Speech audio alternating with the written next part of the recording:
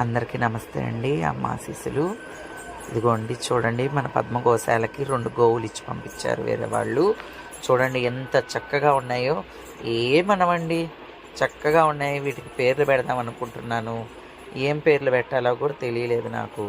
అది కూడా మిమ్మల్ని అడుగుదాం అనుకుంటున్నాను. మంచి మాట ఏదైనా అడగడం తప్పులేదు కదండి. అందుకే మిమ్మల్ని అడుగుదాం అనుకున్నారు ఏం పెడదామని. చాలా మంచివండి. అమ్మ కింద దూరినా కూడా ఏమనట్లేదండి. అమ్మ కింద దూరిన గొమ్మంగా ఉంటున్నాయి. అట్లా చాలా కష్టపడి దూరానండి నేను కూడా. ఏమనలేదు అమ్మ, గొమ్మంగా ఉండింది. 2 ఆవులు ఇచ్చి పంపించారండి. గోశాలలోకి వెళ్తూ ఉంది, చెప్పిన మాట వింటాయి, ఏమనట్లేదు. చాలా మంచివి. వాళ్ళు సాకలేక మన గోశాలకు తోలారండి. చాలా మంచివి. కడుపుతో ఉందండి, ఇంకొక 1 నెలలో ఈనుతుంది. దానికి శ్రీమంతం కూడా చేద్దాం అనుకుంటున్నానండి. శ్రీమంతం చేసేటప్పుడు కూడా మీకు వీడియో పెడతానండి.